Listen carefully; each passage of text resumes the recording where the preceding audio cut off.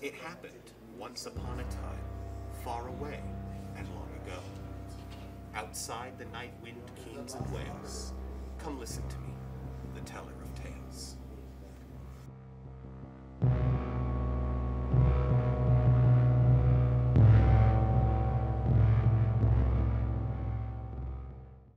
My name is Philip Wiggum, and I am one of the owners here at Campus Cards and Games. I played a lot of, like your standard board games when I was younger, but when I was 8, my best friend's older brother introduced me to Dungeons and Dragons, and I've been playing it, 1986? Since 1986, yeah. I opened this store because I've always loved gaming, and I've always loved getting my friends together in game. And I felt like this was a great place to start a community and bring all types of players together to play and have fun. And that's very important to me. The community is very important. My name is Luke Ash. I'm an avid enthusiast in all things gaming, so I play Magic the Gathering, some Warhammer, and importantly, Dungeons and Dragons, where I am the dungeon master for my group. I started playing D&D when I was approximately 8 or 9 years old. It was something that my brother and I could do together. Now, back in those days, I didn't really understand what was going on. I was a kid, but I was told, hey, you're this knight questing in this kingdom, and these are your friends, and I've grown up with it since then, learning a little bit more about the rules throughout the years. And I started being a dungeon master when I started having my own stories that I wanted to tell. My favorite part of owning the store is the players, the people who come in and want to chat. We've got everybody from young kids to folks my age and older who come in regularly and they want to up their game, and we help them do that, either through, selling them new products, obviously, but also chatting with them. They might want to come in and they might want advice on running their game, and I'm always happy to just sit and talk for hours and hours about running games. During quarantine, running the store was challenging. It was tough. I had to balance keeping my employees here and being able to pay them and still trying to serve the community by getting out and getting the games to folks.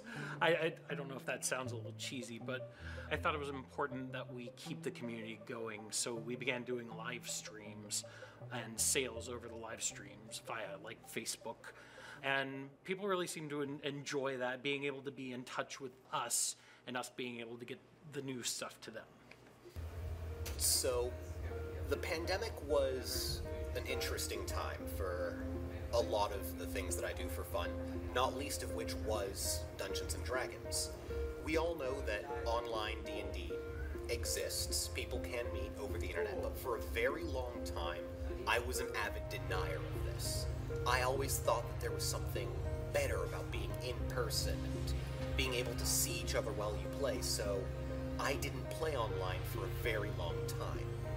When the pandemic hit, and it was either you play online or you don't get to at all, then I had to do a big shift in how I thought about that. So, moving online was, in some ways, a blessing, in some ways, a curse. It's good because it allows you to open up your group to more people than in the immediate area. For example, one of the friends that I have in my group is actually from Mexico. We have some from Orlando, and we also have some from Pensacola. So it's given my groups a way to kind of intermingle with each other, to meet new people. But online also comes with some technical troubles. Mic problems, sometimes internet goes out, and while there is a little something that's missed from face-to-face, I think that the pandemic forcing me to shift online was a very good thing for the way to experience this hobby. I think the future of the store is really bright. I've recently hired some folks who are very passionate about the games they play, and they really take ownership of the community, and I think in a few years, hopefully we'll be bigger and better, you know? I want to expand to carry more games. I want to expand to maybe even include more space in the future. I mean, the store's pretty spacious as it is, but it'd be great if we could always cram some more folks in playing games, you know? I see myself playing Dungeons and Dragons for as long as I have a hint of creativity left in my bones. And schedules get complicated as I grow older. I know that not all of my friends are going to have time for games. I know that I'm not always going to have time for games. But for me at least, it's worth making time for. Because at its core, the game is really just about getting together with the few friends that you want to spend an afternoon with and telling a story together.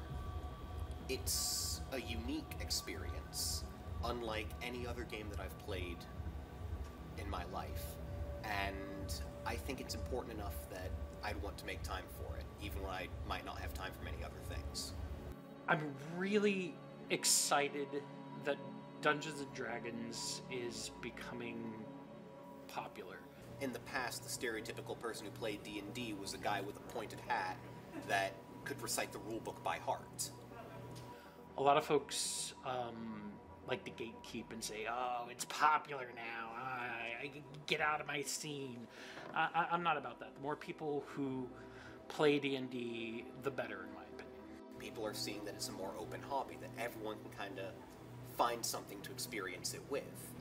And I'd recommend that people try it at least once, because all it is getting to tell a story with your friends.